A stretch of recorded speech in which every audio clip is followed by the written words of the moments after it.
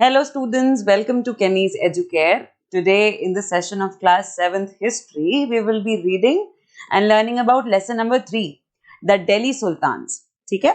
अब एक नया पीरियड आएगा जिसमें एक नया किंगडम स्टैब्लिश होगा और वो होगा दिल्ली सुल्तान्स का. दैट मीन्स बहुत सारे सुल्तान्स आएंगे और वो दिल्ली पे रूल करेंगे. दिल्ली मतलब उनकी कैपिटल होगी और बाकी बहुत सारे आसपास के रीजन में भी वो लोग रूल करेंगे. ठीक है, बहुत सारे सुल्तान्स आएंगे and they will rule over the territory covering the area very near to Delhi. Okay, we will do this chapter in 2 parts and today we're going to start with part number 1. And in this part we will be reading and learning about the following topics. सबसे पहले देखेंगे Delhi sultans का introduction. ठीक, then we will see who were the rulers who started ruling Delhi. ये कौन rulers हैं और ये कौन सा टाइम पीरियड है जब दिल्ली बिकेम द कैपिटल, क्योंकि अभी तक Delhi was not the capital of any king or kingdom, right? All the capitals were either in the Uttar Pradesh और Bihar region, right?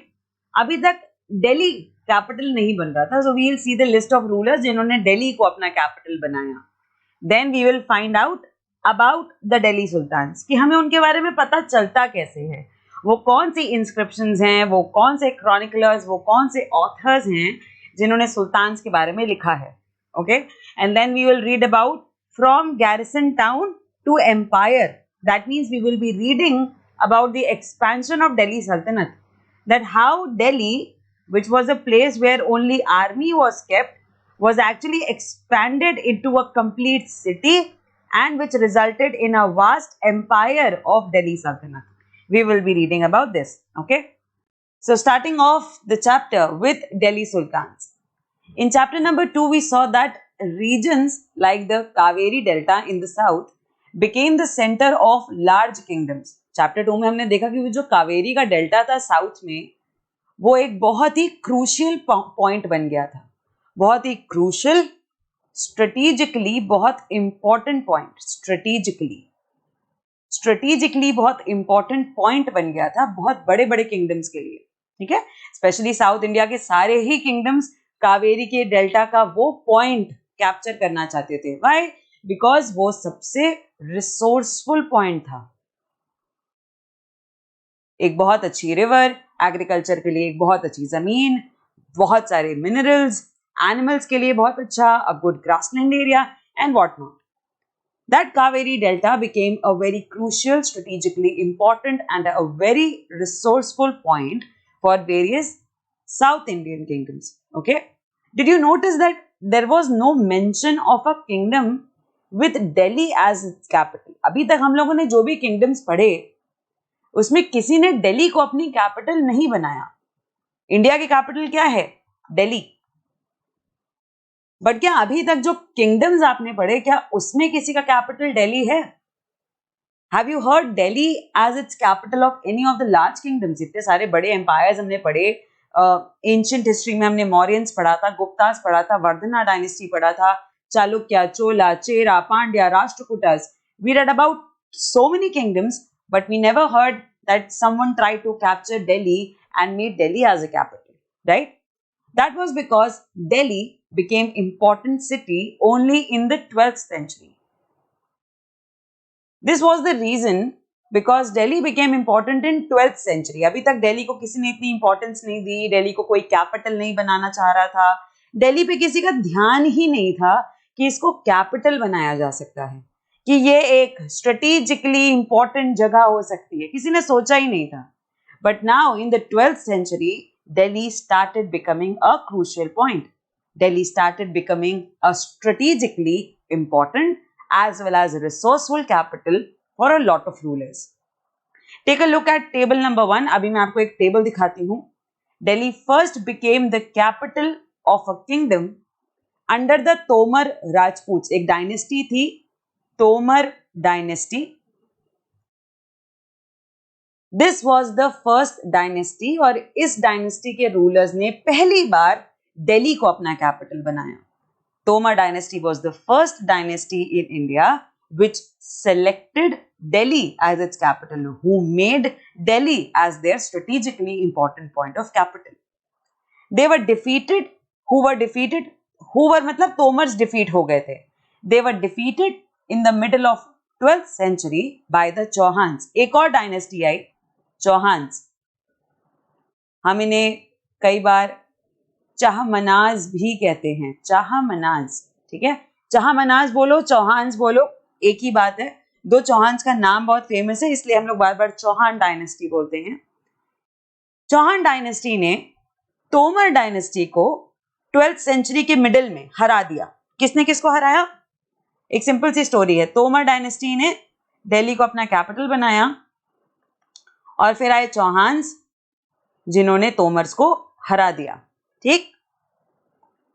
So, Tomars were defeated in the middle of the 12th century by the Chauhans, also referred to as Chahamanas of Ajmer. Ajmer क्यों बोल रहे हैं? क्योंकि अजमेर इनका एक और important point था.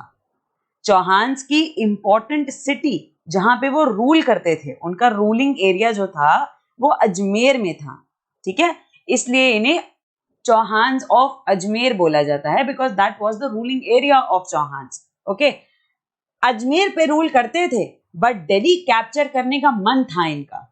Okay, Chauhans controlled and ruled over Ajmer, but they wanted to gain control over Delhi as well, and that is why they got into a battle with Tomar dynasty and defeated the Tomars. Okay, it was under the Tomars and Chauhans that Delhi became an important commercial center. और तोमर्स और चौहान्स की वजह से Delhi became a important commercial center. कोई भी जगह एक important commercial center कैसे बनती है? पहले तो कमर्शियल का मतलब जानो. कमर्शियल होता क्या है? तो किसी चीज को कमर्शियल करने का मतलब होता है दैट किसी भी चीज में कॉमर्स इन्वॉल्व करना.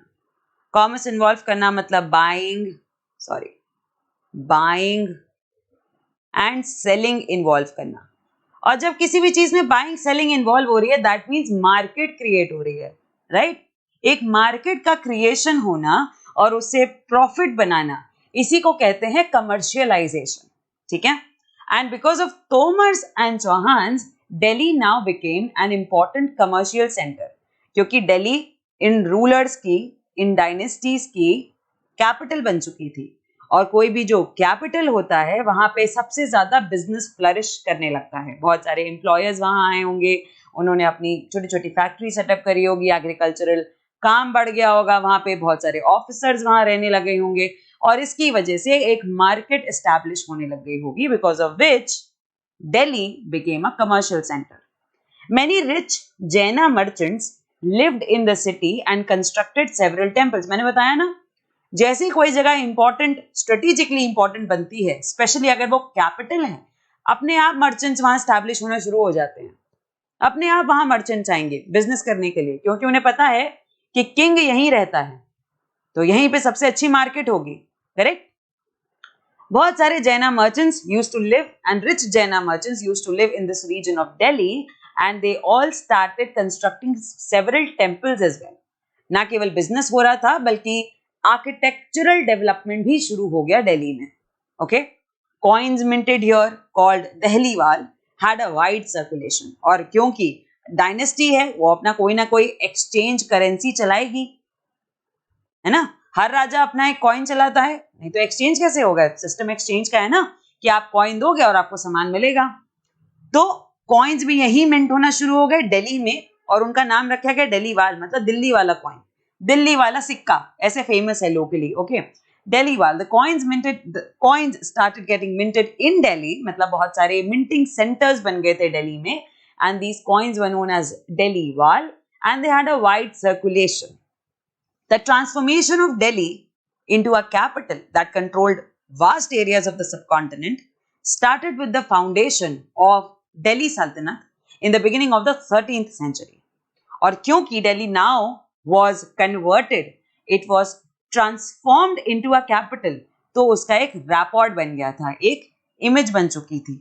तो अब अगर कोई इन्वेड करने आता था, तो अब वो आगरा और हमारे महाजनपद वाले रीजन, जितने मगध का रीजन है, अजमेर का रीजन है, राजपुताना रीजन, अब वो इन पे इन्वेड नहीं कर रहा है, अब वो इन्वेड कर रहा है दिल्ली पे. अब वो दिल्ली पे इन्वेड कर रहा है, because now Delhi has taken the shape of the most important centre of the north Indian kingdoms.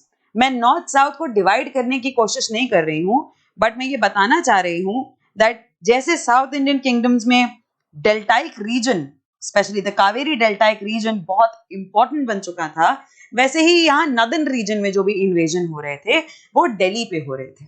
ठीक है.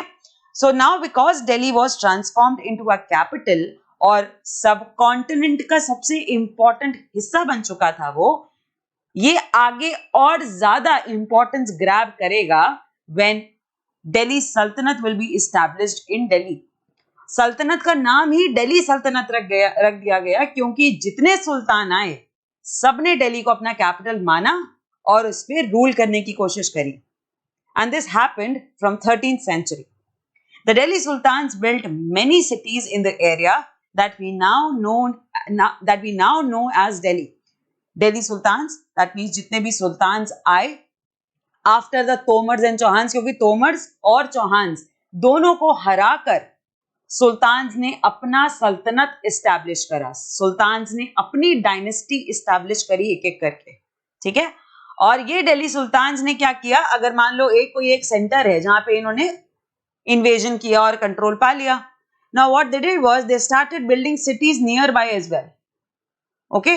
और ये पूरा रीजन आज मॉडर्न दिल्ली है. तो आप जितना दिल्ली जानते हो ना, जितना दिल्ली आप देख सकते हो आज, the vast vicinity of Delhi is actually the extension of the strategic point of Delhi. Okay, ये वो extension है जो दिल्ली सुल्तान्स ने किया. And the entire region expanded and various cities built around. इस पूरे रीजन को आज हम दिल्ली मानते हैं, दिल्ली बुलाते हैं. ठीक है. We'll read further. उससे पहले मैं आपको ये टेबल जरूर दिखा दूं कि कौन कौन से सुल्तान्स आए थे और कौन कौन से ऐसे डायनेस्टीज आई थी जिन्होंने दिल्ली पे रूल करा. ओके. मैंने बताया ना कि दिल्ली के एक पॉइंट पे रूल करके बहुत सारे सुल्तान्स ने अलग अलग सिटीज बनाए. तो ये वो सिटीज हैं तुगलकाबाद, आदिलाबाद, हौजे सुल्तानी, कुतुब मीनार, दिल्ली कूना, जहांपना, सीरी. ये वो अलग अलग सिटीज हैं जो सुल्तान्स ने बनवाई. फिरोजाबाद, जहां पे फिरोज शाह कोटला स्टेडियम है, ये वो अलग अलग सिटीज हैं. हम आज इन्हें दिल्ली के ही नाम से जानते हैं. They are all a part of Delhi in the modern term में तो ये सब दिल्ली का पार्ट हैं, बट मिडिवल हिस्ट्री में ये सब न्यू सिटीज थी और अब ये पूरा टोटलिटी में दिल्ली कहलाता है. ओके. इसमें कोई कंफ्यूजन नहीं होना चाहिए कि फिरोजाबाद कोई सिटी नहीं है, या जो सीरी है वो अपने आप में कोई सिटी नहीं है, छोटा सबर्ब है.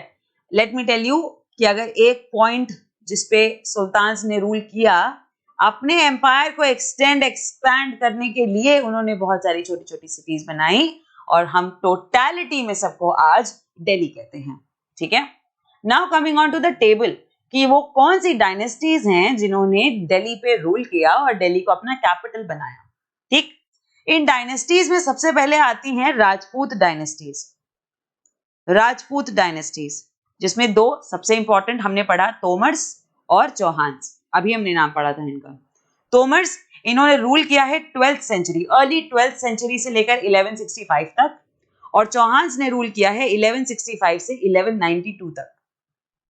ये आनंगपाल और पृथ्वीराज चौहान का नाम मैंने यहाँ क्यों लिखा है, क्योंकि ये सबसे फेमस रूलर्स हैं इस डायनेस्टी के. Anangpal and Prithviraj Chauhan are the most famous, most valorous, most powerful and the most sung heroes of their dynasty. That is why I have mentioned their names in this table. In this table, I have mentioned various dynasties as well as various sultans. But this is not a complete list.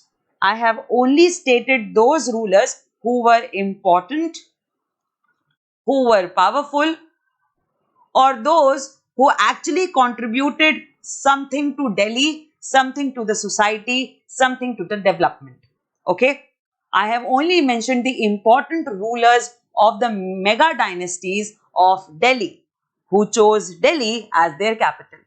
तो तोमर्स और चौहान्स में सबसे famous थे आनंगपाल और चौहान्स में सबसे famous थे, आपने सबने इनका नाम सुना है, शायद बहुत लोगों ने अक्षय कुमार की नई मूवी भी देखी होगी, Prithviraj Chauhan. Anangpal ruled between 1130 to 1145 and Prithviraj Chauhan ruled between 1175 to 1192. That means Prithviraj Chauhan was the last ruler of Chauhan dynasty having Delhi as their capital. इसके बाद Chauhans got weak and they had to surrender Delhi to the sultans. Prithviraj Chauhan के बाद sultans के हाथ में दिल्ली चला गया था. Chauhans got weak and then their empire declined. Okay. Tomars ruled between early 12th century to 1165. Anangpal was the most famous Tomar ruler, ruled between 1130 to 1145. इनके बाद भी बहुत सारे लोग आए बट वो थोड़े वीक थे आनंदपाल से. Then comes Chauhans. Chauhans ने तोमर्स को हराया था. अभी हम लोगों ने इंट्रोडक्शन में पढ़ा that Tomars got defeated by the Chauhans known as Chahmanas, right? So Chauhans ने Tomars को हराया and they captured Delhi. Chauhans ruled between 1165 to 1192 and the most famous Chauhan ruler is Prithviraj Chauhan 1175 to 1192. Okay? Ruling period रटने की कोई जरूरत नहीं है. You should just have an idea कि वो कौन सी सेंचुरी में रूल कर रहे थे. Okay, so Tomars ruled between early 12th to late 12th century. Same goes with Chauhan also in the 12th century. Chauhans ने कब रूल किया है? 12th century में. और 13th century आते ही टर्किश रूलर्स आ जाएंगे. ठीक है, टर्किश रूलर्स. तो अर्ली टर्किश रूलर्स में बहुत सारी डायनेस्टीज थी जिसमें सबसे पहली है ममलुक डायनेस्टी. कई लोग इसे स्लेव डायनेस्टी भी कहते हैं और कई लोग इसे स्लेव डायनेस्टी इसलिए बोलते हैं because the founder of the Mamluk dynasty was Qutbuddin Aibak. ये जो आप नाम देख रहे हो Qutbuddin Aibak, he was the founder of Mamluk dynasty and he was a slave of Mohammad bin Ghori. Okay, Mohammad घोरी.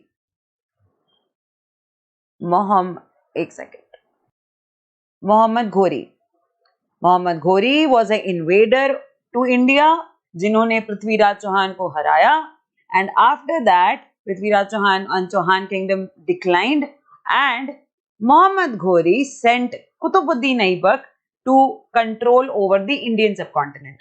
ठीक है, कि हमने जितना भी रीजन इंडिया में जीता है कुतुबुद्दीन ऐबक तुम जाके इस पे कंट्रोल करो. Muhammad Ghori sent Qutbuddin Aibak to India to control. ठीक है, कह सकते हो एक इंचार्ज बना के भेजा था उन्होंने इंडिया में. But when Muhammad Ghori died, Qutbuddin Aibak established his own dynasty. Mohammad घोरी की डेथ हो गई और यहाँ पर कुतुबुद्दीन ऐबक ने अपनी ही डायनेस्टी बना ली जिसका नाम रखा उन्होंने ममलुक डायनेस्टी. बट कई लोग इसे स्लेव डायनेस्टी कहते हैं because Qutbuddin Aibak was a slave to Mohammad Ghori. वो स्लेव था मोहम्मद घोरी का जो धीरे धीरे बहुत ट्रस्ट गेन करके उनका सबसे अच्छा कमांडर जनरल बन गया. कमांडर एंड जनरल बन गया वो.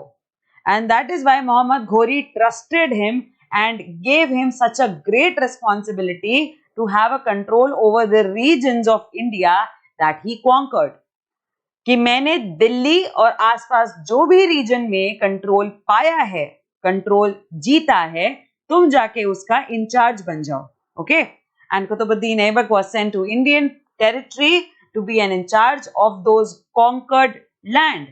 But after Mohammad Ghori died, Qutbuddin Aibak established his own dynasty known as Mamluk dynasty.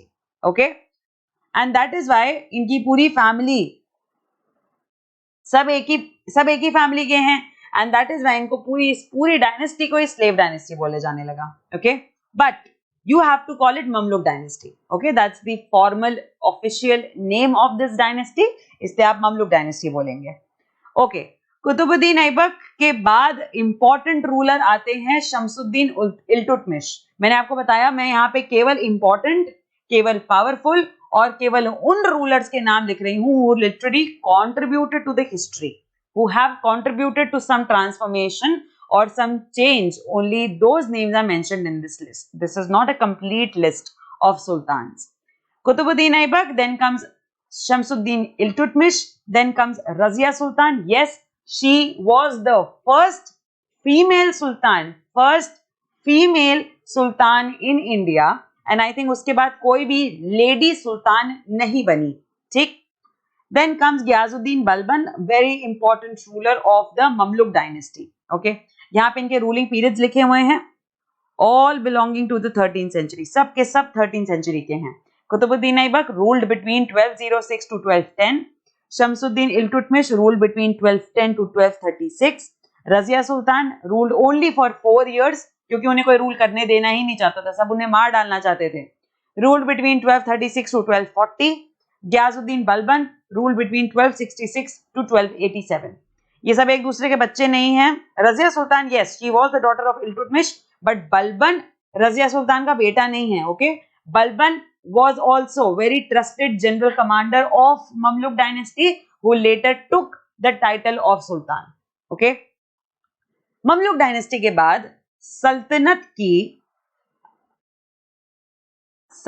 की नेक्स्ट इंपॉर्टेंट डायनेस्टी है Khilji dynasty, also pronounced as Khilji dynasty. Khilji founder हैं Jalaluddin Khilji, then after him comes Alauddin Khilji. Okay, these two were the most important, powerful and prominent rulers of Khilji dynasty. Khilji dynasty का overall ruling period है 1290 से लेकर 1320 तक, जिसमें 1290 से 96 तक रूल किया जलालुद्दीन खिलजी ने, और उसके बाद 1296 से लेकर 1316 तक रूल किया अलाउद्दीन खिलजी ने. बचे 4 साल, 1316 तक तो अलाउद्दीन खिलजी हैं और रूल हुआ है खिलजी डायनेस्टी का 1320 तक, तो बचे 4 साल तक आए अलाउद्दीन के ही बच्चे जो कि काफी वीक रूलर्स थे, and Khilji dynasty also declined. Okay, after Khilji dynasty comes Tughlaq dynasty. Tughlaq dynasty का रूलिंग पीरियड है 1320 से 1414. सबसे इंपॉर्टेंट रूलर फाउंडर हैं गियाजुद्दीन तुगलक, देन कम्स मोहम्मद तुगलक, मोहम्मद बिन तुगलक भी कहा जाता है इन्हें, and then comes Firoz Shah Tughlaq. Okay, Ghiyasuddin Tughlaq ruled between 1320 to 1324. Muhammad bin Tughlaq ruled between 1324 to 1351. Firoz Shah Tughlaq ruled between 1351 to 1388. इनके बाद भी बहुत सारे तुगलक डायनेस्टी के रूलर्स आए, but those are not important, powerful, and they have not contributed much to the history of Delhi. That is why I have not mentioned their names over here. Okay? After Tughlaq dynasty हुआ क्या? एक बहुत famous नाम सुना होगा आपने, तिमुर. Very famous invader, founder, and he established the Mongol dynasty. पूरे अफगान, जो आज मॉडर्न अफगान रीजन है, वेस्टर्न एशियन का, मिडिल ईस्ट का बहुत इंपॉर्टेंट रीजन, उनमें इन्होंने अपनी डायनेस्टी इस्टेब्लिश करी. तैमूर ने नाम था इनका, तिमुरिद डायनेस्टी. तिमुर आए इंडिया इन्वेड करने के लिए, जैसे मोहम्मद गोरी आए थे, किसी जमाने में गजनी आए थे, वैसे तिमुर भी आए तुगलक डायनेस्टी के टाइम पे. ठीक है, तुगलक डायनेस्टी के टाइम पे आए तिमुर, इन्वेड किया उन्होंने और इन्वेड करके चले गए. क्योंकि ये इन्वेडर्स हैं, इसलिए ये लोग यहाँ रहते नहीं थे कभी भी. ये यहाँ आते थे, लूटपाट मचाते थे और वापस चले जाते थे अपनी जगह पे. ठीक है, इन्हें केवल कंट्रोल करना था और यहाँ से रिसोर्सेज लूटनी होती थी, और कंट्रोल रखने के लिए अपना कोई इंचार्ज भेज देते थे. जैसे मोहम्मद घोरी ने अपना इंचार्ज भेज दिया था कुतुबुद्दीन ऐबक, वैसे ही तिमुर ने अपना इंचार्ज भेज दिया था, नाम था Khizr Khan. Khizr Khan came here and then he also established his dynasty known as Syed dynasty. Sayyid dynasty का रूलिंग पीरियड है 1414 से 1451 तक. खिज्र खान ने खुद रूल किया है 1421 तक, उसके बाद इनके ही आगे सन्स रूल करते रहे, एंड फाइनली सैयद डायनेस्टी का भी डिक्लिनेशन हो गया. Okay, it also declined, collapse. और लास्ट में आती है अफगान डायनेस्टी. ये अफगान रूलर्स हैं Lodis, they are the Afghan rulers, Lodhi dynasty. इसके फाउंडर हैं बहलुल लोधी, जिन्होंने सैयद डायनेस्टी के रूलर को हराया और अपनी डायनेस्टी स्टैब्लिश करी. बहलूल लोदी रूल्ड बिटवीन 1451 टू 1489। इसके बाद दो और लोदी रूलर्स आएंगे बहलूल के बाद, ठीक है, सिकंदर लोदी, इब्राहिम लोदी। ये दो रूलर्स और आएंगे, 1526 तक रूल करेंगे और उसके बाद पूरा सल्तनत खत्म हो जाएगा। द इंटायर सल्तनत विल डिक्लाइन। अब सबसे इंपॉर्टेंट बात है कि मैंने एक ही सल्तनत में आपको 5 डायनेस्टी के नाम बताए। I mentioned 5 dynasties under one सल्तनत, okay, and the names were Mamluk dynasty, Khilji dynasty, Tughlaq dynasty, Sayyid dynasty and Lodi dynasty, right. ये सब डायनेस्टीज तो अलग अलग हैं, but they all are clubbed under the title सल्तनत because they called themselves as sultans. इन्होंने अपना नाम सुल्तान रखा। इन्होंने कभी अपने आप को किंग, कभी अपने आप को एम्परर नहीं बुलाया। ये अपने आप को राजा नहीं बुलाते थे, ये अपने आप को बादशाह नहीं बुलाते थे, ये अपने आप को सुल्तान बुलाते थे, ठीक है। सुल्तान इसलिए बुलाते थे क्योंकि ये सोचते थे कि जो मेन रूलर है वो हम नहीं हैं, because they considered the caliphate in Turkey region. ये लोग सब लोग टर्किश थे ना, सब नहीं, लोदीज टर्किश नहीं थे, ओके, बट ये ममलुक, खिलजी, तुगलक, ये सब लोग टर्किश थे, and they all considered the caliphate in the Middle East as the most important king. इन्होंने कैलिफेट को अपना राजा माना, and they all considered themselves as the incharge of caliphate, ठीक है। इन्होंने बोला कि हम कैलिफेट के अंडर में आते हैं, हम उनसे छोटे हैं, we are subordinate to the caliphate, we are subordinate to the caliphate. Subordinate देखो यहां ऊपर लिख रही हूं, ठीक है, we are subordinate to the caliphate, that is why we are not the actual king, the actual king is the caliphate and we are only the sultans who have been sent here to take control over the Indian subcontinent. That's it, okay.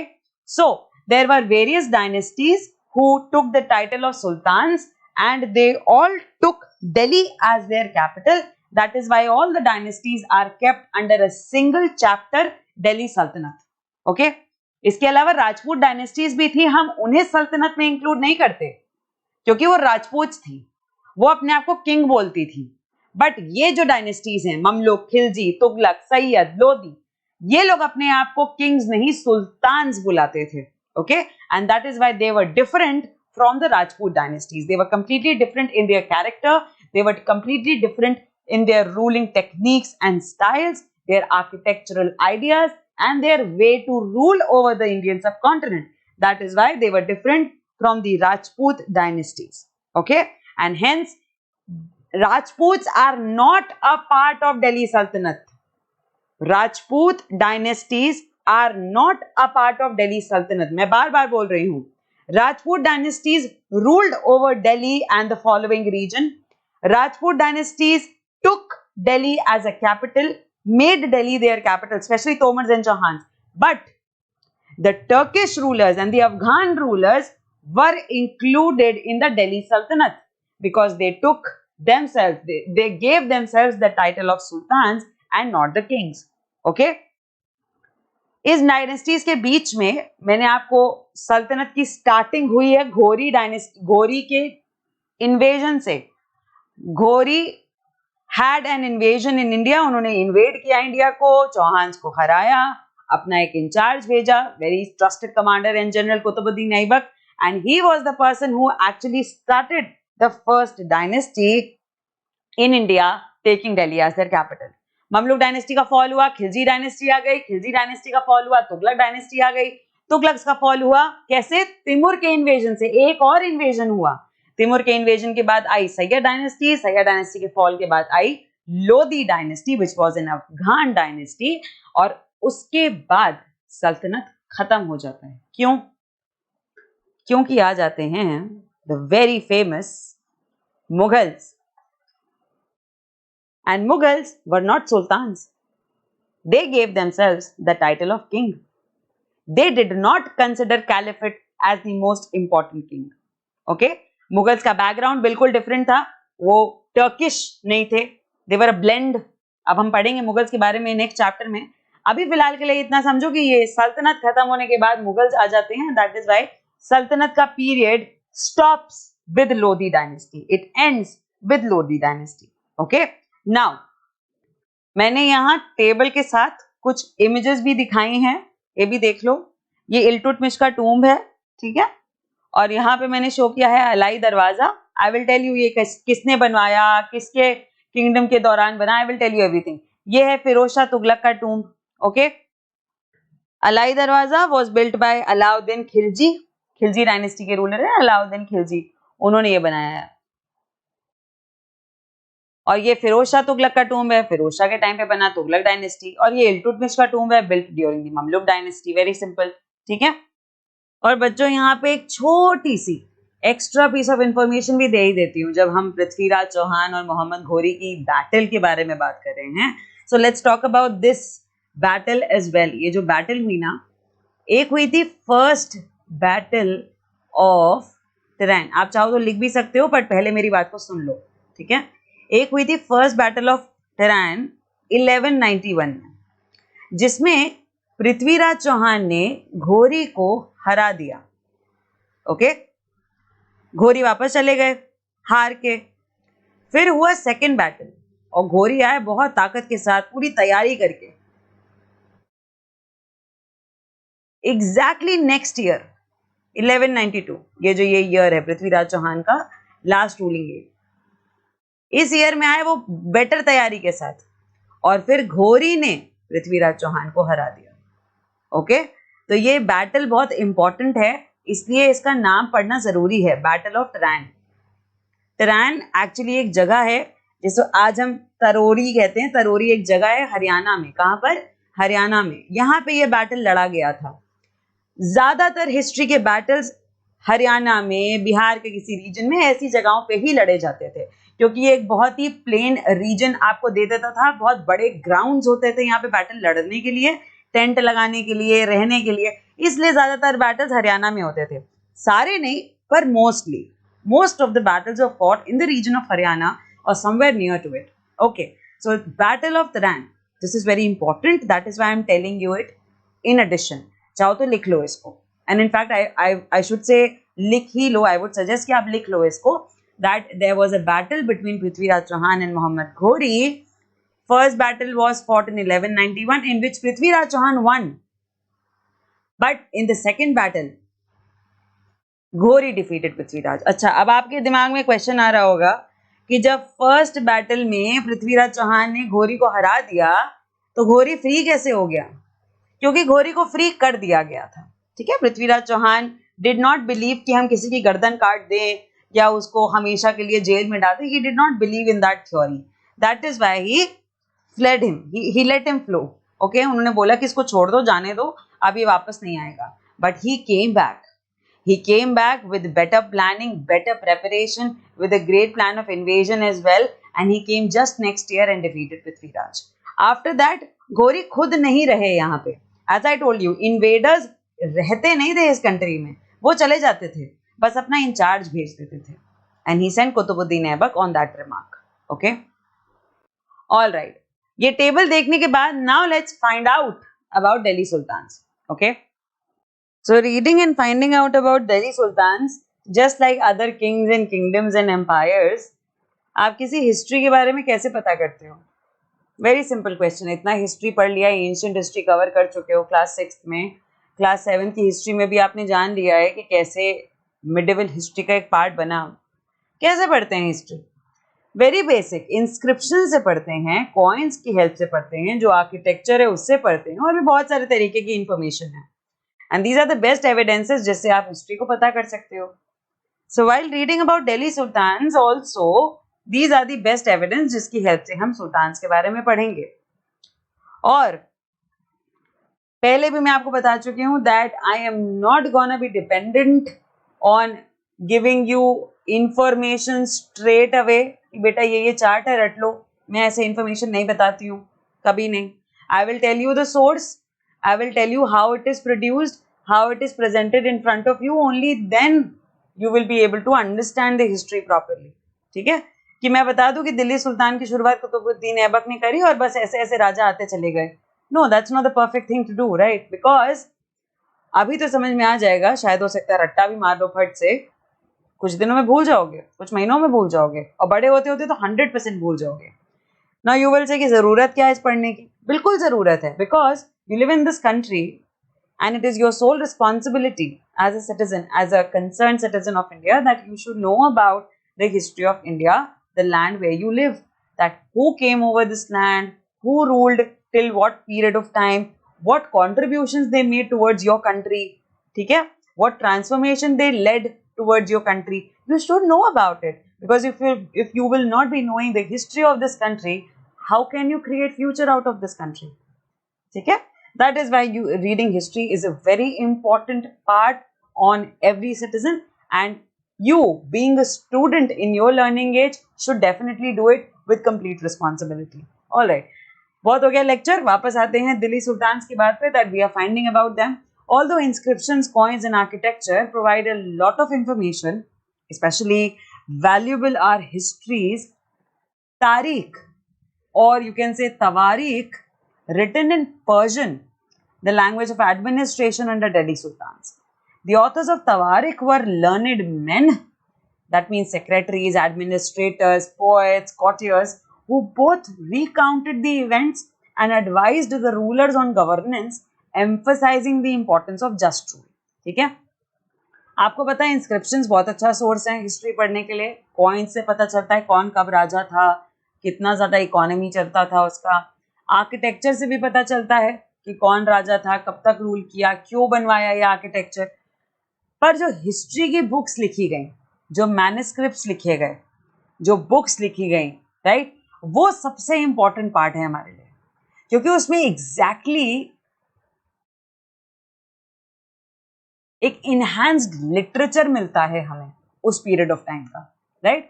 और उस period of time में Persian में लिखे जाने वाली history की books, जिसे अगर कोई एक सिंगल बुक है तो उसे हम तारीख बोलेंगे, और अगर बहुत सारे चीज़ों के बारे में लिखा गया है तो उसे हम तवारीख बोलेंगे.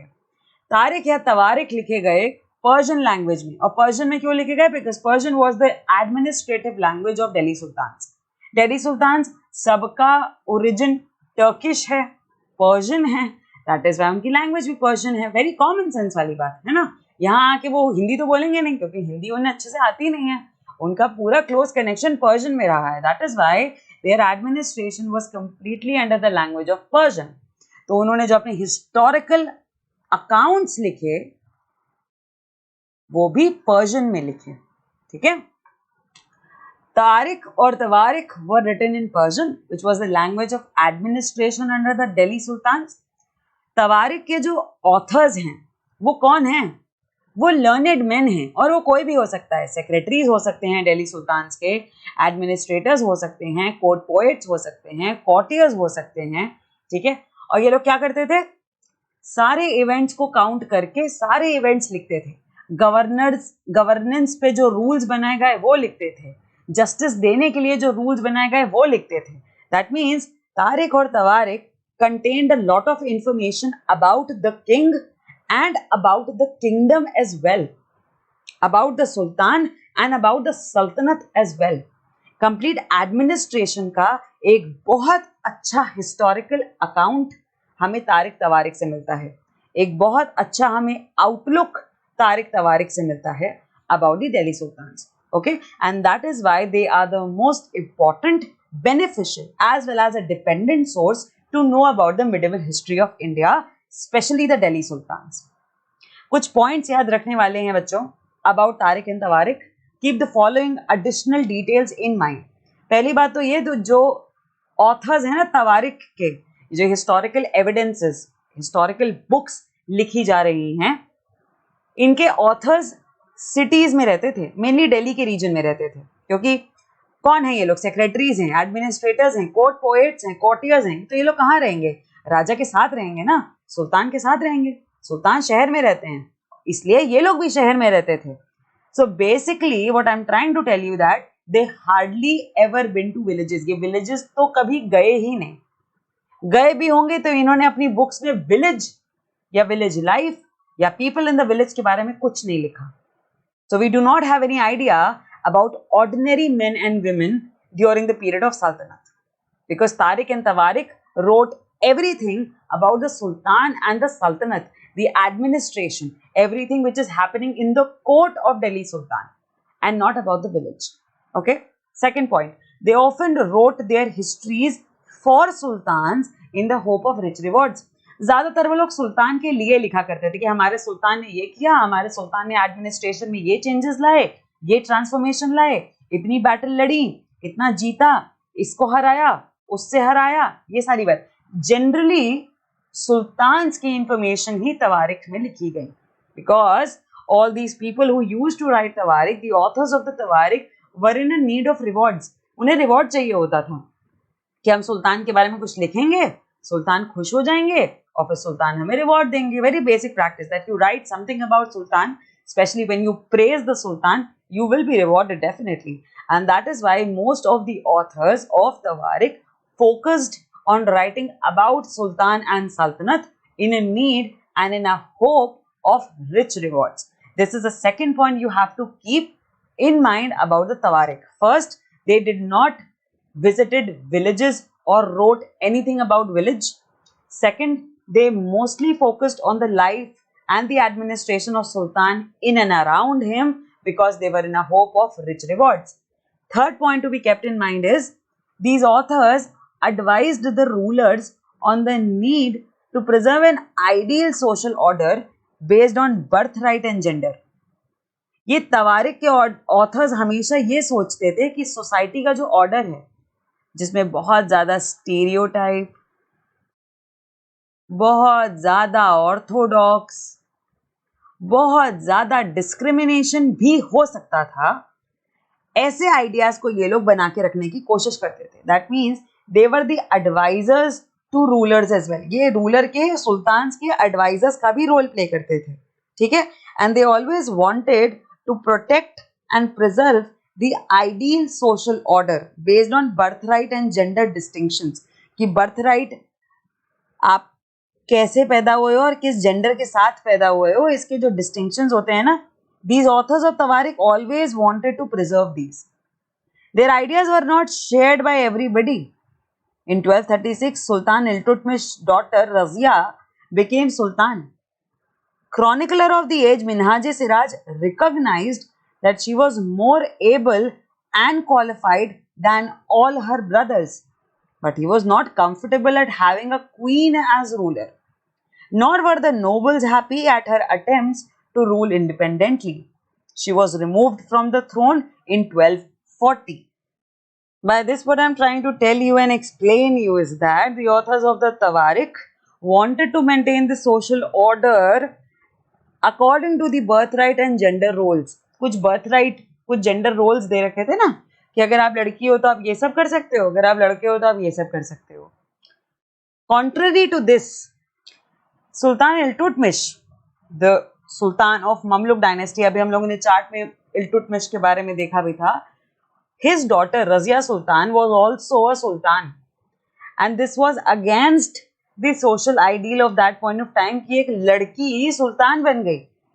This was not the social ideal, and that is why various authors of Tawarik condemned this कि ये तो बहुत गलत हुआ, ये तो बिल्कुल गलत हुआ कि कोई किसी लड़की को सुल्तान बना दे. This was very wrong. Chronicler, a very famous chronicler of that time. Chronicler मतलब वो जो chronicler जो पूरे accounts लिखते हैं हिस्ट्री के, कि कब क्या हुआ था, सारी डिटेल्स जो लिखते हैं, those people are known as chroniclers. Very famous chronicler of that point of time was Minhaj-e-Siraj. And Minhaj-e-Siraj ने ये accept किया that yes, Razia Sultan was a very qualified human being. She was very powerful and she was better than all the sons of Iltutmish. Iltutmish के सारे बेटों से better थी Razia Sultan.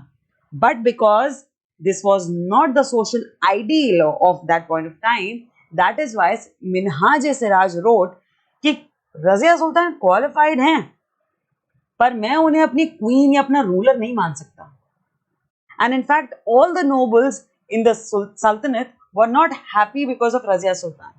They constantly conspirated against Razia Sultan and she was removed from the throne in just 4 years of time period. वो 1236 में आती हैं और 1240 में उन्हें dethrone कर दिया जाता है.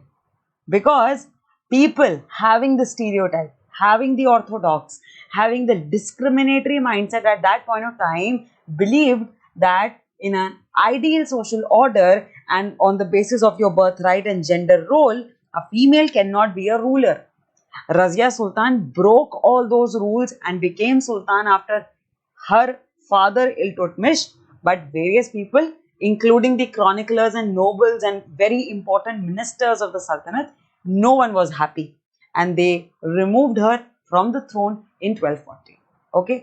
अब जो ये manuscripts और ये जो inscriptions लिखे जाते हैं, इनकी stages क्या होती हैं, कैसे लिखे कैसे जाते हैं? 4 stages are there in making of a manuscript. ठीक है, कुछ 4 stages है. पहली बात तो आपको पेपर प्रिपेयर करना है, क्योंकि पेपर ऐसे रेडली मिलता नहीं है. लीव्स को तोड़ो, उन्हें ड्राई करो, उन्हें पेपर में कन्वर्ट करो, then you have to write it. लिखने के बाद you have to melt the gold to highlight the important words and passages. आज आपके पास हाईलाइटर है, इतने तरीके के पेन हैं, आपके पास स्केच पेन्स हैं, सब कुछ है. At that point of time, people did not had all those facilities. So they had to melt the gold so that they can highlight the important words and phrases, right? And then last में सारे pages को bind करके एक book बनाई जाती थी. यहाँ पे images में भी show किया जा रहा है, paper is getting prepared, then the person is writing it, then the person is melting the gold, and then the person is binding it. और अब देखते हैं the very famous chronicler Minhaj-e-Siraj, what he thought about Razia. Okay? अच्छा, Minhaj-e-Siraj thought that queen's rule went against the ideal social order created by God. According to Minhaj-e-Siraj, and obviously the society of that point of time always wanted a man to be a king, a sultan or a ruler. और मैंने पहले भी बताया that Razia Sultan was the first and the only female sultan. उनके अलावा कोई सुल्तान नहीं बना फीमेल. ठीक है, there were various other queens but not sultan. बहुत सारी अलग हिंदू डायनेस्टीज में और बहुत सारी अलग कम्युनल डायनेस्टीज में लेडी रूलर थी, बट सुल्तान इस्लामिक रूल में फीमेल रूलर कभी नहीं था. It was Razia Sultan. She was the first and the only female ruler in the Delhi सल्तनत. So Minhaj-e-Siraj, just like other people, also thought that this is against the ideal order of a society. Society में जो भगवान ने, God ने, अल्लाह ने, किसी ने भी, जो Almighty power है, that Almighty power has created an order where men has to be the ruler and not woman, right? He therefore asked, उन्होंने अपनी inscriptions, जब inscriptions लिख रहे थे, वो पूरे manuscript तैयार कर रहे थे, chronicle अपना complete कर रहे थे, उस chronicle में he wrote that in the register of God's creation, since her account did not fall under the column of men, how did she gain from all of her excellent qualities? इतनी अच्छी qualities होके भी उनका क्या column रहा होगा, क्योंकि वो men तो थी नहीं. तो अगर वो ruler बनी और उन्होंने लोगों के welfare के लिए काम किया भी, तो वो welfare कौन से account में जाएगा? Can you see the orthodox? और ये ऑर्थोडॉक्स था सोसाइटी में, और शायद मुझे लगता है आज भी बहुत जगह पे होगा, राइट?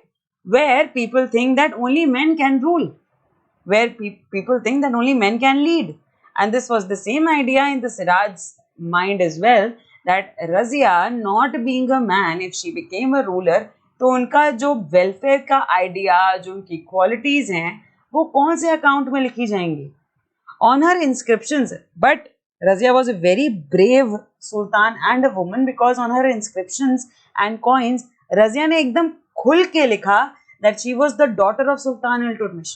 उन्होंने ये छुपाने की कोशिश नहीं करी कि मैं आदमी हूँ या मैं बेटा हूँ इल्तुतमिश का, ऐसा कुछ नहीं कहा उन्होंने क्लियरली लिखा that I am the daughter of Sultan Iltutmish and I am also one of the sultans of Delhi Sultanate. Though she ruled only for 4-year time period, केवल 4 साल उन्होंने रूल किया, because all the people, imams and all the other generals and ministers never wanted a female ruler, and that is why they always conspirated against her. So she was able to rule only for 4 years, but that was also a very milestone in the Indian history that a female was a sultan. अच्छा, यार रजिया की बात तो हम लोग कर रहे हैं, एक और एग्जाम्पल है हमारे पास रुद्रमा देवी का. This was in contrast to the Queen Rudrama Devi, who ruled between 1262 to 1289 of the Kakatiya dynasty. Warangal में एक रीजन, वारंगल एक रीजन है साउथ इंडिया का, आंध्र प्रदेश रीजन का, जहां आज प्रेजेंट डे आंध्र प्रदेश है, उस रीजन को वारंगल रीजन कहते थे. और वहां पे एक बहुत फेमस डायनेस्टी थी, काकतिया डायनेस्टी. जैसे दिल्ली सल्तनत दिल्ली के आसपास के एरियाज में रूल कर रहा है, वैसे काकतिया डायनेस्टी वारंगल के एरिया में रूल कर रहा था. काकतिया डायनेस्टी की एक रूलर थी रुद्रमा देवी. शी हिड हर आइडेंटिटी, क्योंकि उन्होंने अपने इंस्क्रिप्शंस में अपने आप को मैन दिखाया है. ठीक है, Rudrama Devi changed her name on her inscriptions and pretended that she was a man. दो कॉन्ट्रास्टिंग इमेजेस देखी हम लोगों ने. यहाँ एक है Razia who is not hiding her identity, but people around her do not like her. But she did not hid her identity, and she openly told everyone in her inscriptions that I am the daughter of Sultan Iltutmish. Okay? Whereas Rudrama Devi, belonging to Kakatiya dynasty, in her inscriptions changed her name and created a fake identity and pretended that she was a man. Another queen, एक और third example देती हूँ. एक queen थी जिनका नाम था Didda. Didda actually एक निकनेम था. She ruled in Kashmir between the period of 980 to 1003 CE. उन्होंने इस पीरियड के बीच रूल किया in the region of Kashmir और उनका नाम दिद्दा था. Didda is basically a nickname given from the word दीदी. आप अपनी बड़ी बहन को दीदी बोलते हो ना, अक्का दीदी ऐसे कुछ, right? So this Didda actually came from word दीदी एंड दिस क्लियरली शोज कि उनके आसपास के लोग उनसे बहुत प्यार करते थे. तो यहाँ एक लेडी है रजिया सुल्तान, जिन्हें कोई पसंद नहीं कर रहा है, because they do not have the capacity to accept that a woman can be a ruler. They do not accept this social order. People don't like her, but she did not hid her identity. Second, Rudrama Devi.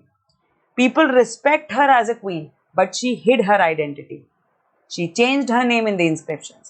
And then there is a third ruler, female ruler in Kashmir, who was given a nickname which shows that people loved her and showed affection towards her, and her subjects were happy from her. And she also did not change her name. Okay? So ये मिनहाज सिराज के chronicles की help से I told you 3 examples of female rulers. तो कभी भी कोई बोले ना कि इतिहास उठा के देख लो, कोई लड़की रानी नहीं बनी है, आपके सामने 3 एग्जाम्पल्स हैं. People were against her, Razia Sultan. People were against Razia Sultan. People conspirated for her death, but she stood there bravely. Okay, Razia Sultan, Rudrama Devi, Didda, ये 3 एग्जाम्पल्स बेस्ट हैं आपके पास. कोई पूछे चुपचाप बता देना, ठीक है, डरना नहीं. Now reading about from garrison town to empire, the expansion of the Delhi Sultanate. ये हेडिंग में हम ये पढ़ने जा रहे हैं. पहली बात तो गैरिसन टाउन होता क्या है? Garrison town is a town, और basically garrison is a place where your troops are held. Okay, where your forces are kept. Forces मतलब आपकी आर्मी मेन जहां रहते हैं, so that they can defend your place, can give you protection. उसे हम कहते हैं गैरिसन. ठीक है, जहाँ उनका अपना एक सेंटर है, जहाँ उनका अपना एक पॉइंट होगा, जहाँ वो रहते हैं, जहाँ पे उनकी ट्रेनिंग होती है, जहाँ उनके इक्विपमेंट्स, आर्मामेंट्स होते हैं. That place is known as a garrison town. Okay, so we will read in this heading that how Delhi was converted to a garrison town, और उसी गैरिसन टाउन से एक एम्पायर बनता है. यही एम्पायर दिल्ली सल्तनत बनाएगा. Okay, in the early 13th century the control of the Delhi sultans rarely went beyond heavily fortified towns occupied by garrisons. जब शुरू में दिल्ली सल्तनत एस्टैब्लिश हुआ, that means we are talking about the Mamluk dynasty time period. Okay, early 13th century when Mamluk dynasty took over Delhi, established by Qutbuddin Aibak. Okay, at that point of time they had a very little control over the places of Delhi. Okay, बहुत ज़्यादा expansion नहीं हुआ था दिल्ली का, बहुत ही small locality को वो control करते थे, and majorly that area was a fortified town. Fortified means चारों ओर बड़ी बड़ी walls थी. पूरा एक दिल्ली का जो region था that was completely fortified, and most of the areas were garrison areas. Most of the areas were that जहाँ पे troops रहते थे. ठीक है, the sultans seldom controlled the hinterland of the cities and were therefore dependent upon trade, tribute, plunder for supplies. ठीक है. सो सुल्तान actually city के beyond जो रिमोट एरियाज है उनमें तो इतना ध्यान देते ही नहीं थे. वो सेल्डम, कभी रेयरली कभी एकदम ध्यान देते थे. Okay. They seldom had control over the remote areas around Delhi and that is why they were completely dependent upon trade, tribute. जितना भी ट्रिब्यूट लोग ट्रैवलर्स या गेस्ट देकर जा रहे हैं, या जो ट्रेड से पैसे आते हैं, या अगर कोई प्लंडर मतलब आप कहीं एनेक्सेशन करने जाते हो, कहीं बैटल लड़ते हो और वहां से आप लूट के जो भी लाते हो, ठीक है, that plunder. So they were completely, the sultans were completely dependent on these items for their revenue generation. Controlling the garrison towns in distant Bengal and Sindh from Delhi was extremely difficult. और बंगाल के रीजन में इनके पास जो, जैसे ये लखनौती रीजन है इनके हाथ में, ठीक है, या मुल्तान रीजन है इनके पास, ये इनके कंट्रोल में था. And these were also the garrison towns. इतने दूर गैरिसन टाउन्स पे कंट्रोल रखना डिफिकल्ट है. You are sitting in Delhi and you have to have control over the Lakhnauti and the Multan area, which is difficult. And that is why rebellion, war, even bad weathers could snap fragile communication routes. एक तो पहली बात, कोई telephonic conversation नहीं हो सकता. There were no telephone lines or communication of that sort, right? Having control over far away areas was a very difficult task because you don't have communication source.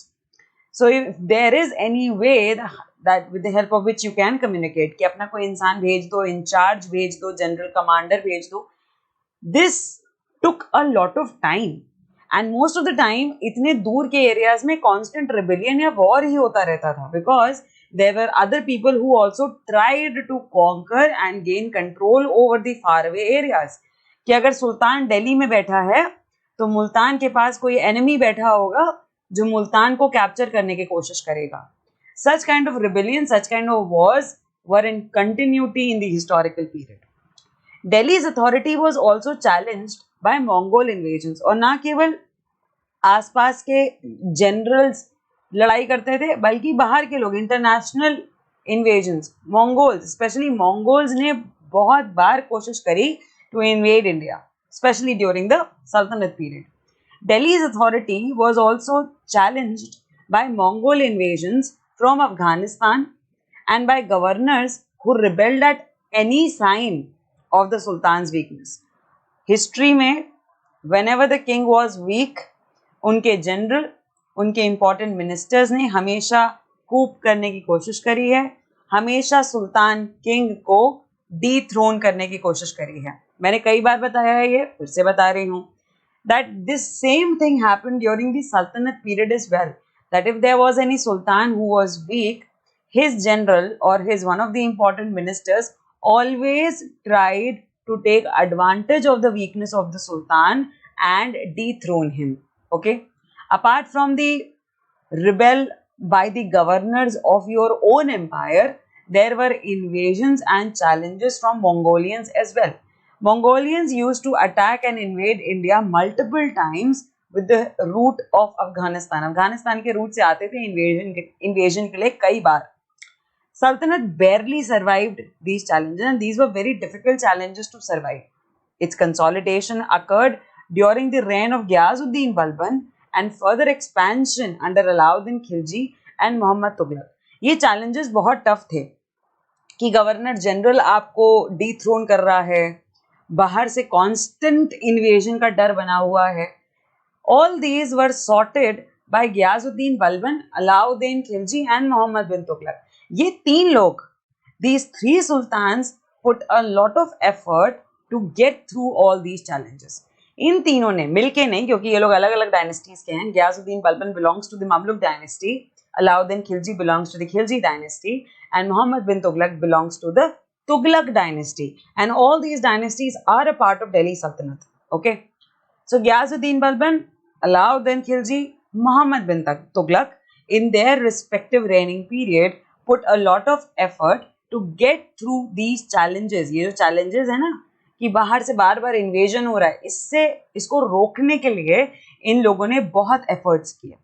Ghiasuddin Balban ने north western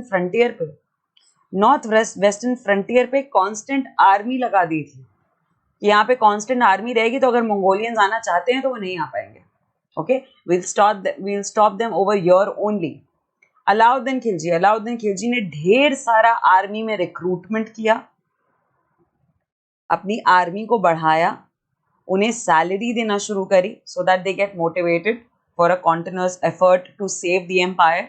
okay, बहुत सारे garrison towns बढ़ाए so that troops can have a better place for training, for their sustenance, and various facilities were also provided to the army men. Same efforts were taken by Muhammad bin Tughlaq as well to stop and protect the empire from invasions by the Mongols. सबसे पहले आते हैं the first set of campaigns. The first set of campaigns along the internal frontier of the Sultanate aimed at consolidating the hinterlands of the garrison towns. ये जो campaigns किए गए, सल्तनत ने, सुल्तान्स ने कुछ कैंपेन्स किए और उसमें उन्होंने कोशिश करी कि जितने भी गैरिसन टाउन्स हैं उन्हें कंसोलिडेट किया जाए. हिंटरलैंड के garrison towns, that means remote areas में हमारे जो गैरिसन टाउन्स हैं उन्हें कंसोलिडेट किया जाए. During these campaigns forests were cleared in the Ganga Yamuna Dwab and hunter gatherers and pastoralists expelled from their habitat. Because if you want to consolidate your empire, if you want to consolidate your areas of control, you have to have proper buildings, proper offices, proper forts, जहाँ पे आप रहकर एक control रख सको. Forest में रह के तो कंट्रोल नहीं रख पाओगे ना. That is why the Sultans of Delhi ordered to clear the forest in the Ganga Yamuna Dwab region so that various offices can be set up. और ऑफिस उनके कोई ऐसे हमारे MNCs के ऑफिस की तरह नहीं होते थे. It used to be very ancient, जैसे फोर्ट्स होते हैं, स्मॉल फोर्ट्स की तरह ऑफिस बनाए जाते थे so that a better control can be held over the garrison towns.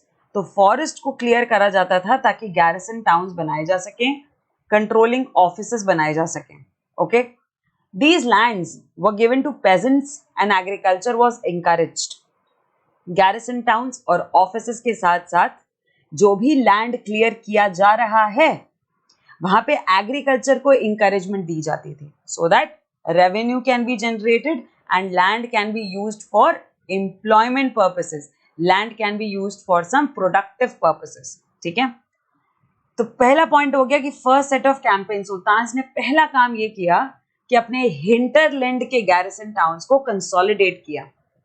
दूसरी चीज, उन्होंने फॉरेस्ट कट किए so that they can expand their empire. और जब फॉरेस्ट कट किए तो जो फॉरेस्ट में रहते थे लोग उन्हें बाहर निकाल दिया गया फॉरेस्ट से. ठीक, Hunter gatherers and pastoralist, all these people were expelled from their habitat. They were asked to get out from the forest, क्योंकि फॉरेस्ट तो क्लियर हो गया, वो रहेंगे कहाँ. तो अब वो नॉर्मल सोसाइटी में आके, ये जो back to the city society है, सिटी और टाउन्स में आके रहने लग गए. ओके, नाउ ये जो फॉरेस्ट क्लियर किए जा रहे हैं, the cleared lands were given to agriculturalists so that they can practice agriculture on that land and more grains can be accumulated. क्यों लगता है, क्यों एग्रीकल्चर के लिए क्यों दिया जा रहा होगा? आर्मी बनाइए अपनी बढ़िया से, ढेर सारी आर्मी को जगह दीजिए. एग्रीकल्चर इसलिए बढ़ाया जा रहा था because king also needed money. और मनी कहाँ से आएगा? टैक्सेस से. टैक्सेस कौन देता है? फार्मर. फार्मर टैक्स कैसे दे पाएगा? जब वो एग्रीकल्चर करेगा. This is a very indirect relationship to attract more taxation revenue by the sultans. Okay, they gave a lot of land for agricultural purposes so that farmers can earn more and hence they can give the taxes more, and then those taxes can be used by the sultan for army purposes, for other welfare purposes, for equipment purposes, for a strong hold to defend their empire. Okay, new fortresses, garrison towns and towns were established to protect the trade routes and to promote the regional trade. Okay, ये जितनी भी land clear की जा रही है उसे agriculture के लिए दिया गया, नए फोर्ट्स बनाने के लिए दिया गया, गैरिसन टाउन्स बनाए गए, कुछ रेजिडेंशियल टाउन्स भी बनाए गए जहां लोग रह सकते हैं.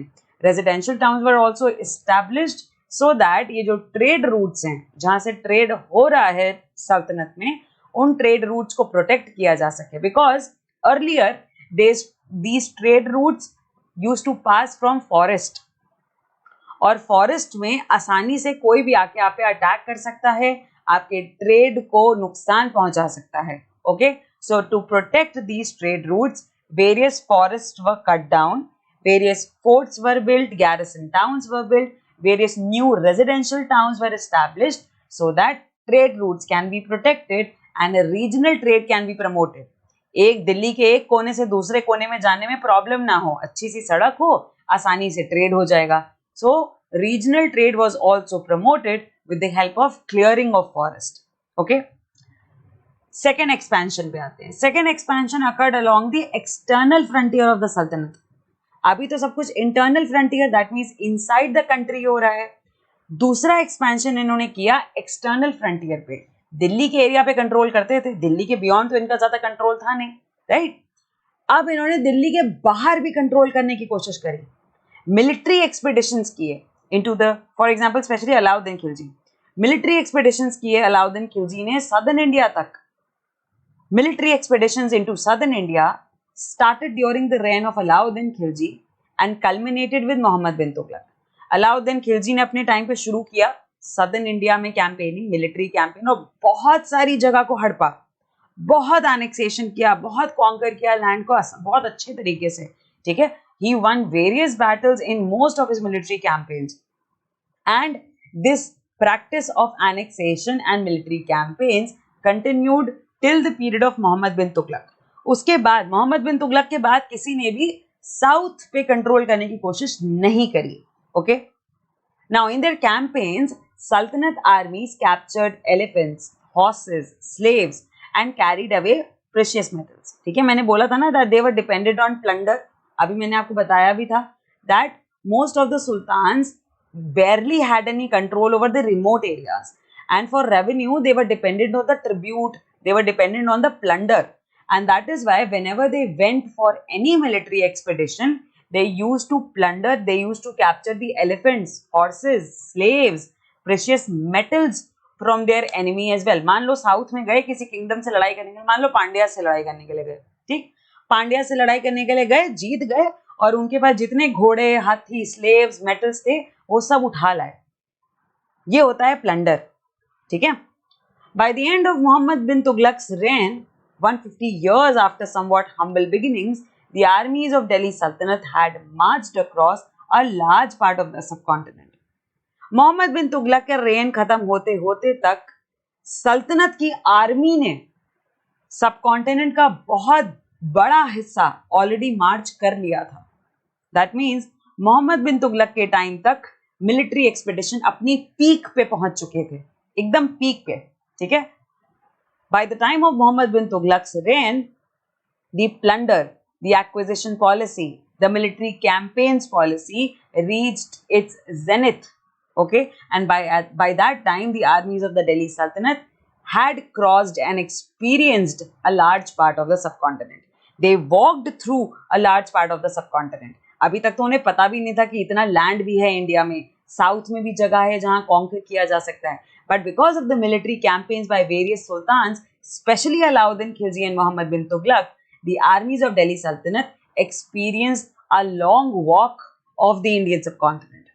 They had defeated rival enemies and seized various cities. उन्होंने बहुत सारे rivals को हराया और बहुत सारी cities को अपने control में ले लिया.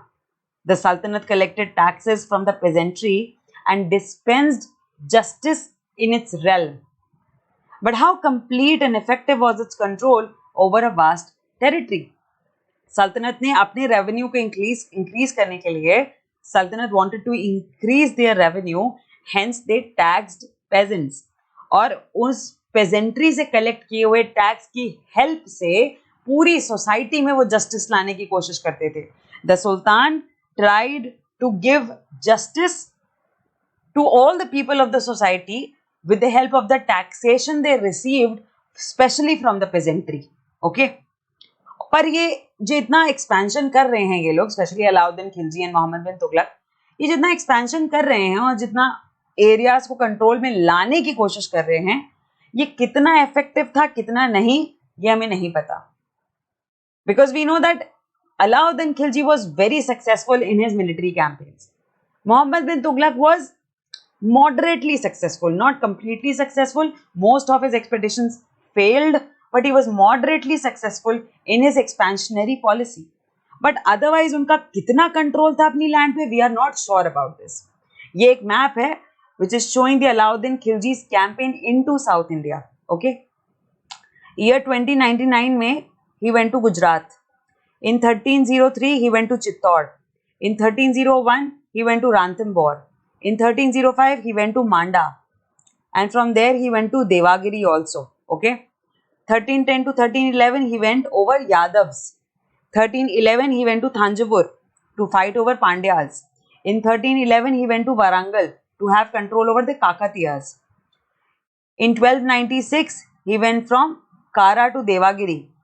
In 1302 to 1303 he went to Warangal. तो यहाँ पे कितनी सारे एक्सपीडिशन के प्लान्स दे रखे हैं.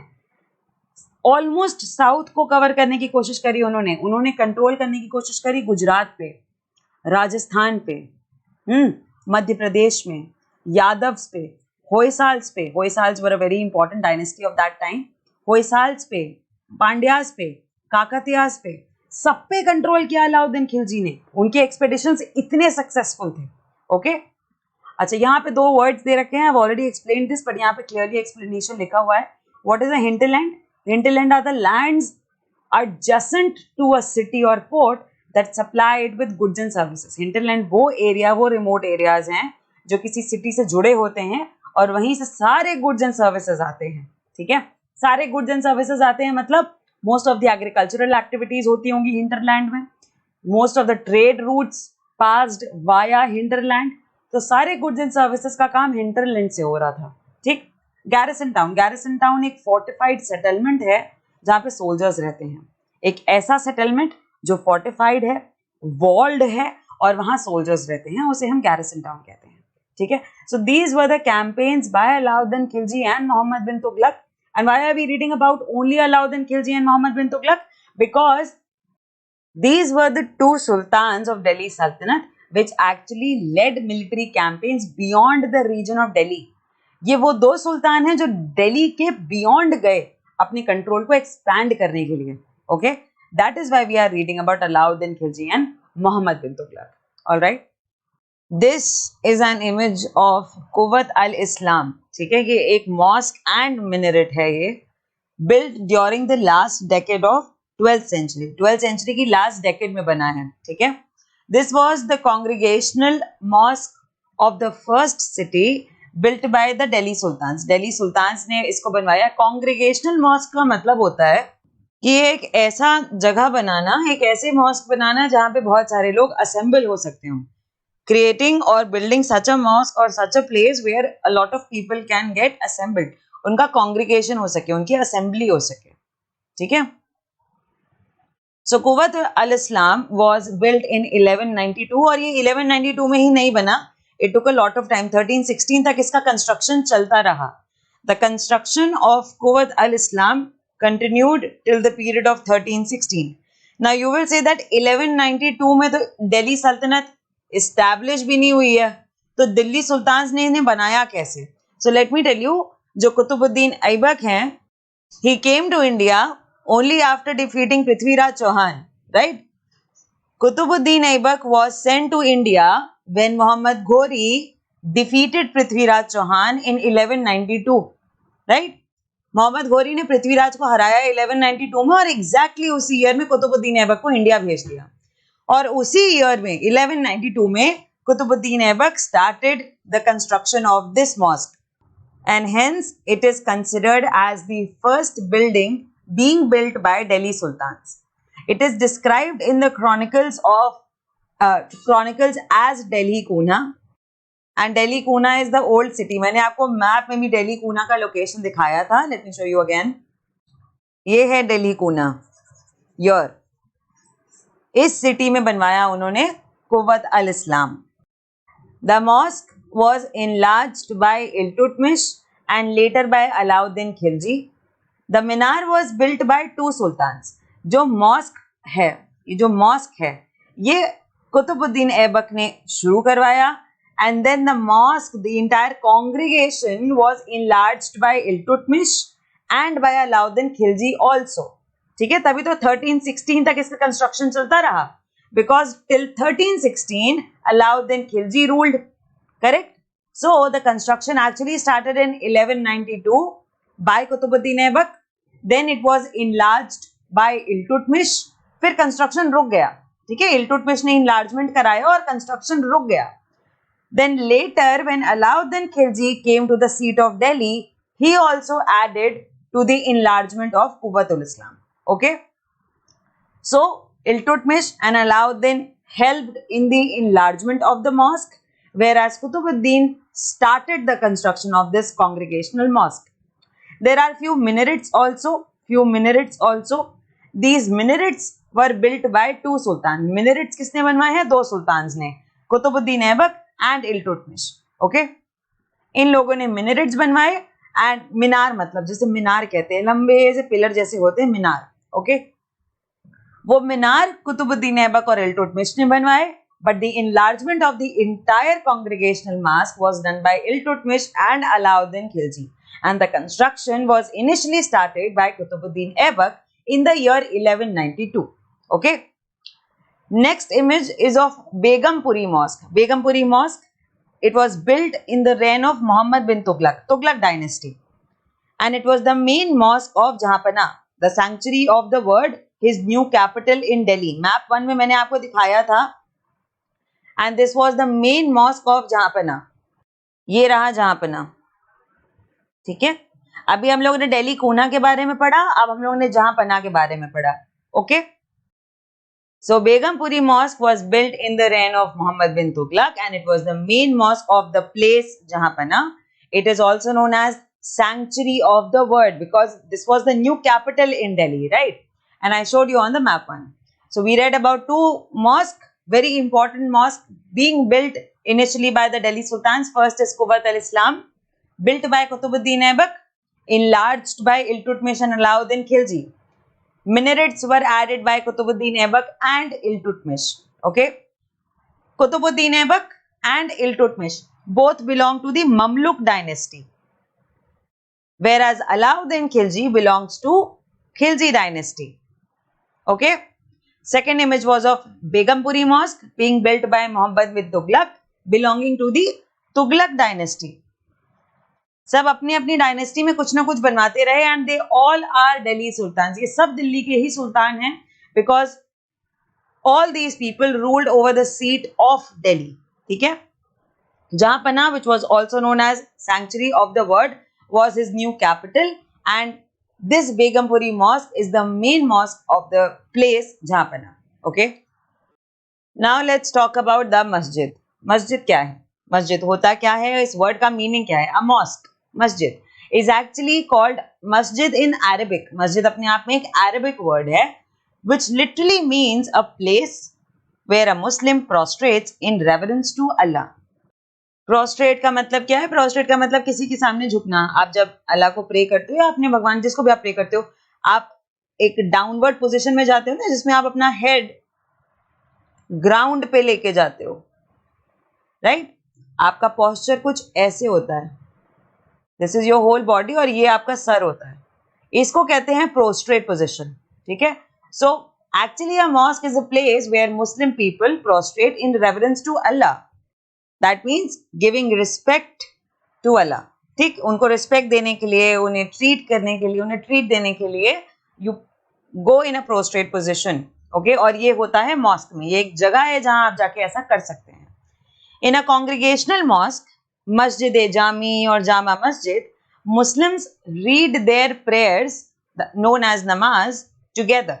और अगर कोई कॉन्ग्रीगेशनल मॉस्क है, जैसे अभी हम लोगों ने पढ़ा कुव्वतुल इस्लाम, कुव्वतुल इस्लाम एक कॉन्ग्रीगेशनल मॉस्क है. दैट मीन्स वहां पे बहुत सारे लोग एक साथ जाकर असेंबल होके प्रेयर्स भगवान को, अल्लाह को दे सकते हैं. Okay, they can show their devotion towards their God in any other form by assembly, in a form of assembly, reading prayers together.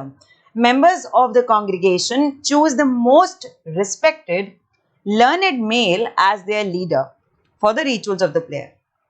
Congregational mosque में ज्यादातर क्या होता है, कभी भी आप जहाँ कहीं assemble हो रहे हैं, जहां पे भी आप assemble हो रहे हैं, वहां पे आप क्या करते हैं, सबसे respected और सबसे learned मेल मेंबर को अपना लीडर मान लेते हैं और उस लीडर को कहा जाता है इमाम। क्या बोला जाता है? इमाम। और प्रेयर कैसे करनी है, नमाज कैसे बोलनी है, कौन से फॉर्म में बोलनी है, किस तरीके से बोलनी है, ये सारे रूल्स, सारे रिचुअल्स आपको इमाम बताते हैं। वेरी सिमिलर टू द वैदिक प्रैक्टिस। जैसे वैदिक प्रैक्टिस में ब्राह्मण्स बताते हैं आपको सारे रिचुअल्स कैसे करना है, वैसे ही इस्लामिक प्रैक्टिस में इमाम होते हैं जो आपको सारे रिचुअल्स बताते हैं। ठीक है। He also delivers the sermon, that means the khutbah, during the Friday prayer. During prayer, Muslims stand facing the Mecca. In India, this is to the west. This is called the Qibla. Mecca क्यों? Because Mecca is the main point, main center, जहाँ पे हम मानते हैं that's the place of Prophet Muhammad. Correct?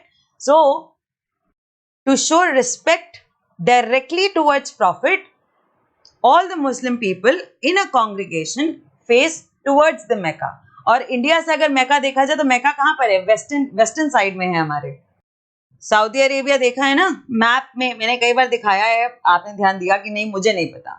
India और अगर आप western side जाओ तो सऊदी अरेबिया आता है। मैका सऊदी अरेबिया में है। ठीक है, देखा होगा सबने सऊदी अरेबिया मैप में कई बार।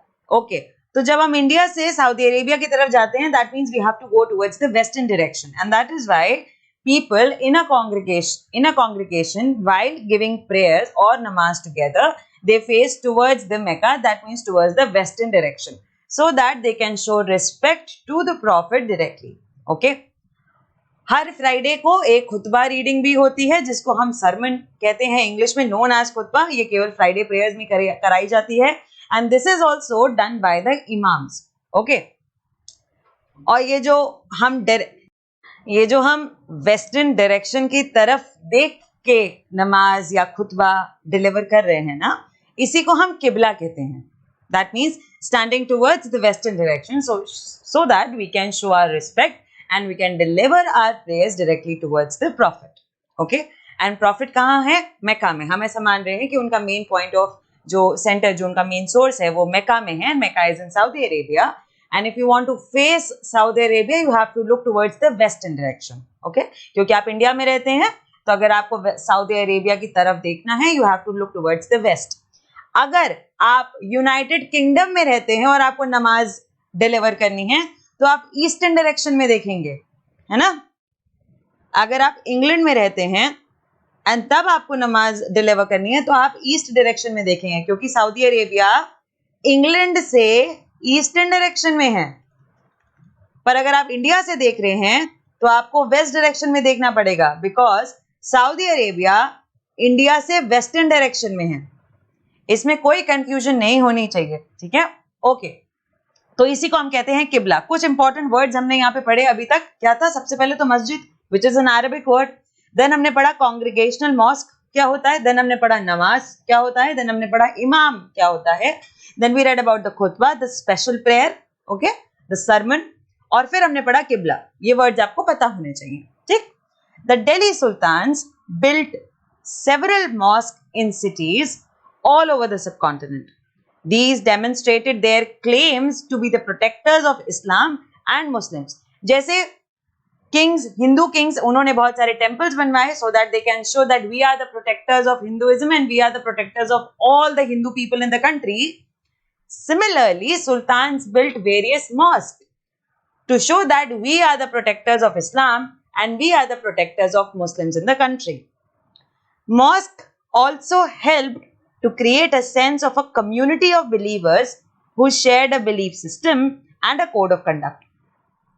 अगर आप किसी एक थॉट को बिलीव करते हो और आपको फॉलो करने वाले कुछ 10,000 लोग हैं तो आप क्या करोगे? एक ऐसी एसोसिएशन बनाओगे जहां पे people can come and show their belief, right? And that is why various sultans built mosques. जैसे हिंदू किंग्स ने क्या किया? बहुत सारे टेम्पल्स बनवाए so that people having the same belief system can come to that place and can deliver their prayers to the God, और एक ही belief system पूरी कम्युनिटी में स्प्रेड हो जाए। Exactly the same thing was done for the Islamic practice in the country as well. It was necessary to reinforce this idea of a community because Muslims came from a variety of backgrounds. और ये ऐसे association बनाना, कोई ऐसी एक building बनाना या mask बनाना, ऐसे congregational places बनाना जहां पे लोग आके असेंबल हो सकते हैं, ये बहुत जरूरी था दिल्ली सुल्तान्स के लिए, because the Muslims in the country came from variety of backgrounds, बहुत अलग अलग जगह से अलग अलग बैकग्राउंड को बिलोंग करते थे इंडिया के Muslims. That is why to give them the idea of commonness, the idea of unity, that maybe our background is different, maybe we have come from different places, कोई Persian reason से आया है, कोई Roman reason से आया है, कोई Chinese reason से आया है, कोई हो सकता है मिडिल ईस्ट के किसी और कॉर्नर से आया हो. we might have came from different regions of the world, belonging to different backgrounds, but we all are one, we all are Muslims. ये कम्युनल आइडिया को प्रमोट करने के लिए, इंकरेज करने के लिए भी मॉस्क ने बहुत हेल्प करी. ठीक है. फॉर एग्जाम्पल टेम्पल, आप अगर बाय रिलीजन हिंदू हैं, नो मैटर आप कौन से ट्राइब को बिलोंग करते हैं, नो मैटर आप कौन से कास्ट को बिलोंग करते हैं, ठीक है, आप ब्राह्मण हो सकते हैं, क्षत्रिय हो सकते हैं, वैश्य हो सकते हैं, शूद्र हो सकते हैं, you all come to temple because you all belong to one religion and that is Hinduism, right? That is why temple, जैसे temple ने एक बहुत important role play किया to bind the unity of Hindu people and also for your personal devotion as well. ठीक है, communal idea के beyond ये आपकी personal devotion में भी आपको help करता है. Exactly mosque भी ऐसे ही था, जहां पर people belonging to different backgrounds but having one thing in common and that is their religion. एक चीज कॉमन है और वो है उनका religion. And mosque actually contributed कि आप अपने उस रिलीजियस आइडिया को एक ही जगह आकर कॉन्ट्रीब्यूट कर सकते हो. Okay, which will nourish the unity among the community as well. ठीक है. And apart from this communal unity it also help in the personal devotion. Okay, now here are some images. मैं पहले ये ink हटा दूं. Here are some images. First is the Moth ki Masjid built in the reign of Sikandar Lodhi by his minister. इसको मौत की मस्जिद बोला जाता है. सिकंदर लोधी के मिनिस्टर ने बनवाया था, सिकंदर लोधी के रेन पीरियड में. और दूसरी इमेज है मॉस्क ऑफ जमाली कमाली built in the late 1520s. ये भी लोधी डायनेस्टी के ही टाइम पे बनी है. ओके, मॉस्क ऑफ जमाली कमाली. Now let's talk about circle of justice. Circle of justice का क्या मतलब है? देखो, सर्कल ऑफ जस्टिस का मतलब है that one person is dependent on another and that another person is dependent on some another and then this person is also dependent on the first person. Fakr Mudabbir, chronicler, poet of that 13th century era, a king cannot survive without soldiers and soldiers cannot live without salaries. Salaries come from the revenue collected from the peasants. But peasants can pay revenue only when they are prosperous and happy. This happens when the king promotes justice and honest governance. Just अभी हम लोगों ने Alauddin Khilji and Mohammed bin Tughlaq के garrison towns को बनाते वक्त देखा that how the entire setup of the sultanate was getting changed, the administration was getting transformed to earn more revenue, right? कैसे forest को clear करके agriculture practice कराया जा रहा है. And this was explained by Fakr Mudabbir. He wrote that king soldiers के बिना नहीं रह सकता. Okay, king need soldiers because soldiers are the one who is going to protect the territory. Soldiers को चाहिए क्या? Salary. Salary कहाँ से आएगा? Revenue से. Revenue कहाँ से आता है? Taxes से. Taxes कौन पे करता है? Peasants. Peasants कब टैक्स पे कर पाएंगे? जब they will be happy and prosperous. जब वो खुद कुछ अर्न करेंगे तभी तो वो टैक्स देंगे, और जब वो टैक्स देंगे then the king will earn the revenue, and if the king will earn the revenue salaries will be paid. तो ये कंप्लीट सर्कल बन गया था which was called as circle of justice by Fakhr Mudabbir. Okay, so by this the responsibility of a king was also defined, that if you want to run your economy and your administration, you have to keep the working population happy and prosperous, because those are the ones who pay you taxes and with that revenue you'd run the entire economy. आप पूरी economy अपनी चला रहे हैं उन लोगों की वजह से जो काम करते हैं. That is why it's your responsibility, या गवर्नेंस की रिस्पॉन्सिबिलिटी है that you have to keep the working population prosperous and happy. Okay? तो एक बार क्विकली रिवाइंड करते हैं कि हम लोगों ने क्या पढ़ा इस पार्ट में. सबसे पहले हमने देखा दिल्ली सुल्तान्स का इंट्रोडक्शन. ठीक है, that how Delhi was now made the capital, कैसे Tomars took Delhi as their capital. Then Chahamanas, Chauhans ने उन्हें defeat किया, Chauhans of Ajmer, and then they also took control over Delhi. And after that, Muhammad Ghori came into the picture, जिन्होंने पृथ्वीराज चौहान को हराया, and then Sultanate was established. We saw this map, this complete map, जिसमें सल्तनत ने expansion किया city of Delhi का during the 13th-14th century. This was the list of all the rulers who ruled over Delhi, जिसमें सबसे पहले आती हैं Rajput dynasties, the Tomar dynasty and the Chauhan dynasty, Chahamanas. And after that, when Muhammad Ghori invaded and defeated Prithviraj Chauhan, then comes the Turkish rule. Turkish rule में सबसे पहले आती है ममलुक dynasty, Khilji dynasty, Tughlaq dynasty, Syed dynasty, और बाद में आती है Afghan dynasty, which was Lodi dynasty. After that, we found out about Delhi Sultans with the help of inscription, coins, architecture, and very important, the historical accounts. Okay. Then we saw that how a manuscript was prepared and what Minhaj-e-Siraj thought about Razia Sultan, a very famous chronicler of that period of time, because we are reading the topic finding about Delhi Sultans, right?